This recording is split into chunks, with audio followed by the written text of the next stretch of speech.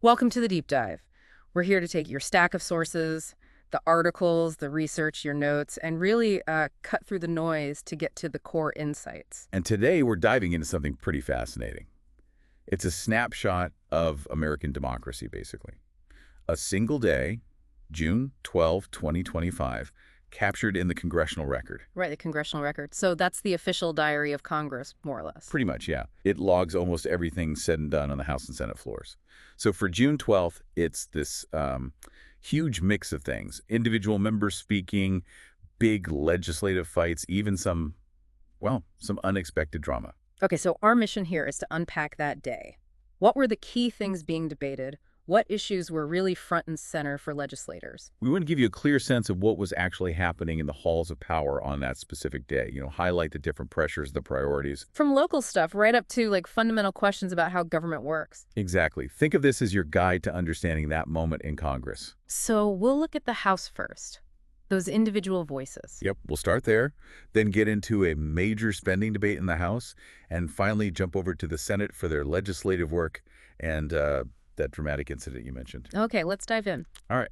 So starting on the House floor, this tradition where members get time to speak on various topics, it gives a real sense of what's on people's minds back home, right? It really does. It's like a tapestry showing all these different issues bubbling up from communities across the country to the national level. And June 12th sounds like it was pretty varied. You mentioned category. Yeah, you can sort of see patterns. First, there's the tributes and local celebrations, like Miss Sewell from Alabama.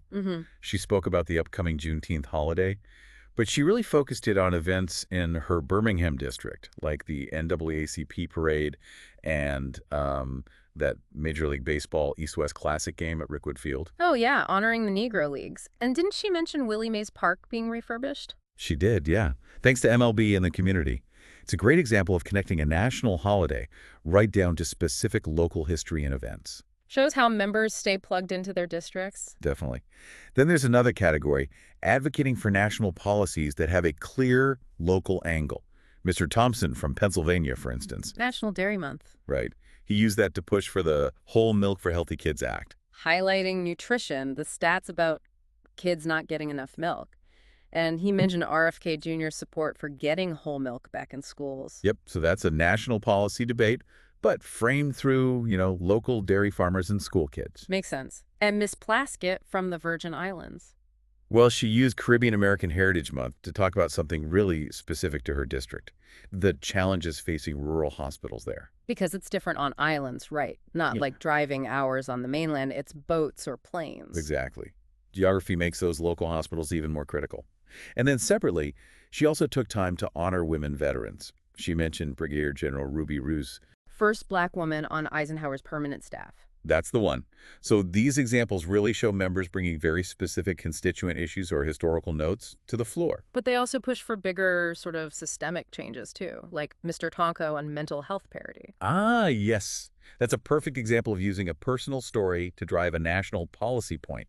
He talked about Timothy Eau Claire. The namesake for Timothy's Law in New York? Right. The state's pioneering parity law. And Tonko was raising concerns about the Trump administration pausing enforcement of the 2024 federal parity rules. Citing studies about how much more people pay out of network for mental health, the impact on millions, it really puts a human face on regulations. It does. And similarly, you had Mrs. Tlaib from Michigan talking about Juneteenth. She connected it not just to history, but, ongoing struggles for justice and truth-telling. She flagged attempts to erase Black history, didn't she? And brought up the 13th Amendment loophole. Yes, the punishment for crime clause. She linked it to mass incarceration and argued for the Abolition Amendment and reparations, using the floor for really fundamental debates. So it's not just local shout-outs. You also hear critiques of national policy. Absolutely. Like Mr. Neguse criticizing blocked citizenship grants, or what he saw as misuse of emergency funds, things like tourism marketing, golf courses. And that perennial debate about funding PBS and NPR came up again. It did. Mr. Norman questioning the taxpayer funding, alleging bias, while Mr. Larson defended their role, especially for kids programming. So when you look at all these speeches together, tributes to people like Charlie Rangel, welcoming a guest chaplain, noting retirements, anniversaries, it paints a picture, doesn't it? It really does. It shows that Congress isn't just about those big headline bills. It's deeply woven into the specific needs and stories and histories of the people they represent. A real ground level view. Okay, let's zoom out now to one of those big headline debates. H.R. 4, the Rescissions Act of 2025. That took up a lot of time on the House floor that day. It certainly did. This was brought up under a specific rule, House Resolution 499. And the core idea was to cancel, rescind specific budget authority, basically spending the president had already proposed cutting. Right, the president can propose cuts, but Congress has to actually make them happen. Exactly. And the arguments for the bill, mainly from the majority, it sounds like they framed it heavily around fiscal responsibility. Almost entirely. The message was, stop waste, fraud, abuse. Get our fiscal house in order. Fulfill a promise to voters. They put a number on it, $9.4 billion in savings. They did. And framed it as putting Americans first by cutting spending they saw as wasteful, especially foreign programs. And they listed specific examples of that alleged waste. Oh, yeah, very specific. Electric buses in Rwanda, insect powder in Madagascar, Iraqi Sesame Street, programs for sedentary migrants in Colombia, funding related to reproductive health decisions based on environmental impact, services for transgender people and sex workers in Nepal, global LGBTQI programs, DEI initiatives. Wow, quite a list. And they also went after public broadcasting funding again. They did. Even though the bill text specifically mentioned rescissions for FY26 and FY27, they argued entities like the Corporation for Public Broadcasting have an ideological bias, don't need taxpayer money, pointing out that shows like Sesame Street also get private funding. So the overall pitch was, end the blank checks, tackle the debt. Right. They argued unsustainable debt is destroying the country, and this was a necessary step. What about the pushback on cutting PEPFAR, the global AIDS program? That's usually pretty bipartisan. They addressed that directly. They argued the $400 million cut was small, less than 1% of PEPFAR's total $4.4 billion budget.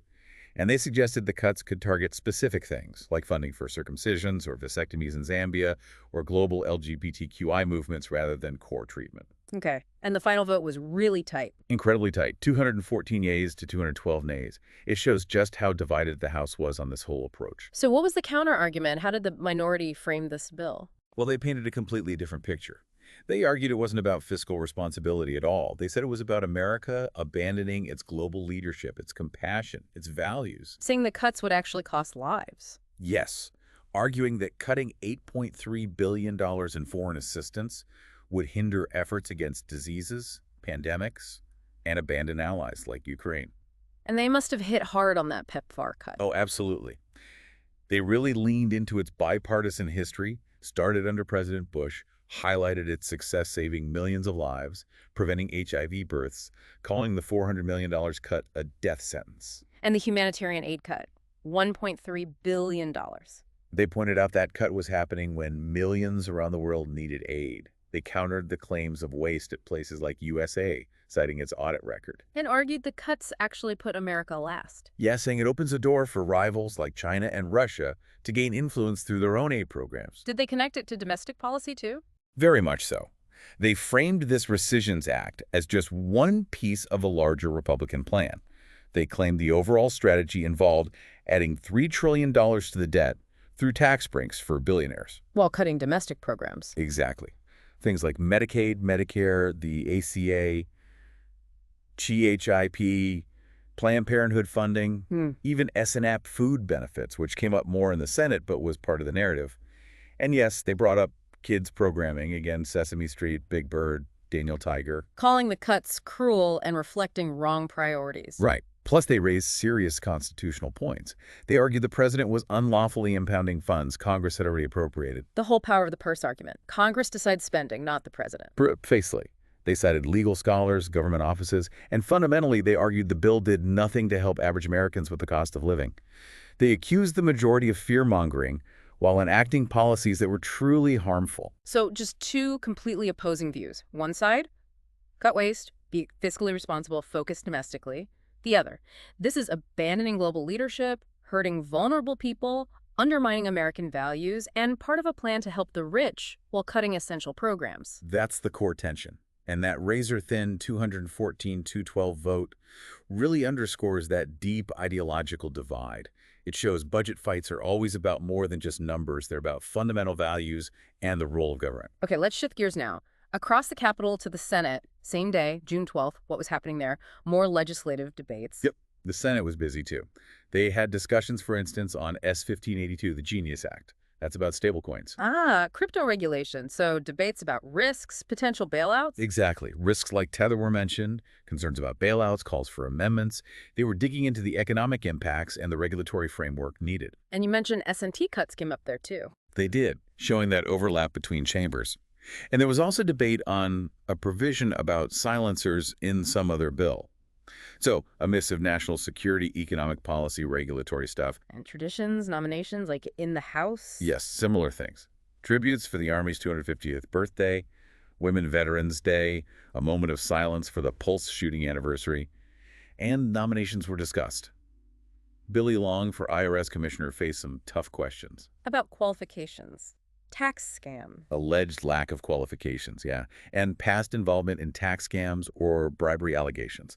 And Olivia Trustee for the FCC was another nomination considered. But it sounds like something else really dominated the Senate floor that day, an incident involving Senator Padilla. Yes, that became a major focus. Multiple senators got up to express, well, frankly, outrage about an incident involving their colleague, Senator Alex Padilla from California. What happened, or what were the reports? Senators were reacting to reports that federal agents had used force against Senator Padilla during a press conference he was holding in Los Angeles with the Secretary of Homeland Security. Force against a sitting senator. What were the details they shared?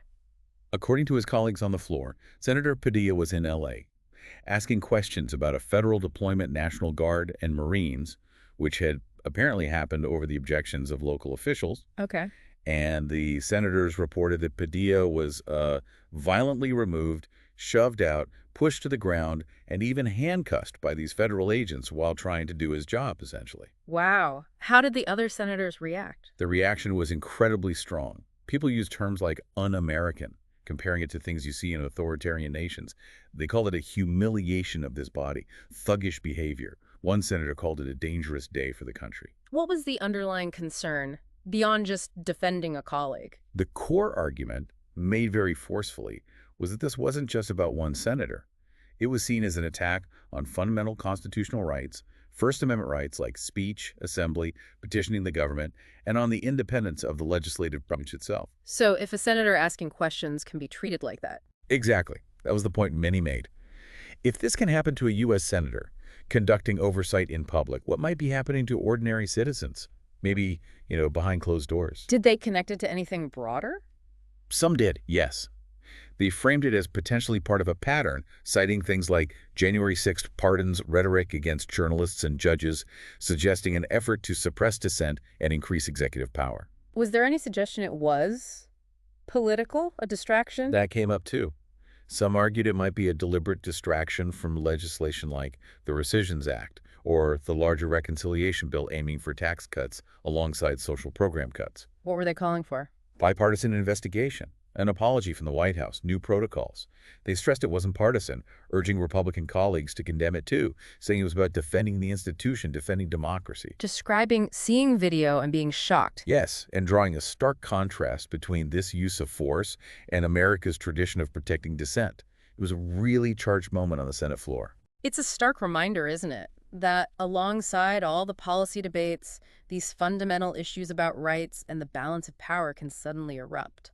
Absolutely. And the Congressional Record captures all of it. The detailed policy work, the budget battles, and these moments that really test the foundations of this system. Well, that brings us towards the end of this deep dive into the Congressional Record for June 12th, 2025. We've really covered a lot of ground. We have, from those very specific community concerns voiced by House members through that really intense spending battle. Right, the Rescissions Act debate showing those competing priorities. And then over to the Senate, juggling legislation, but also reacting so strongly to that incident involving Senator Padilla, raising profound questions about democratic norms. It really shows how complex Congress is. So many different things happening all at once on different levels. Policy, local needs, fundamental rights, it's all intersecting constantly. And looking at the actual record, beyond just the headlines, really gives you that unfiltered view. It's crucial, really, for understanding how things actually work. Definitely. So a final thought for you to maybe mull over. Think about that tension we saw today. The clash between wanting fiscal responsibility and the competing demands for where that money should go. Domestic needs, global aid. And then layer on top of that the questions raised in the Senate about protecting dissent, about the checks on power. How do all these debates and actions on just one single day reflect where we are as a country? Yeah, how does it reflect the state of our union? Staying informed, really engaging with these processes. It's not just abstract politics. It's about understanding the forces shaping our lives and our rights.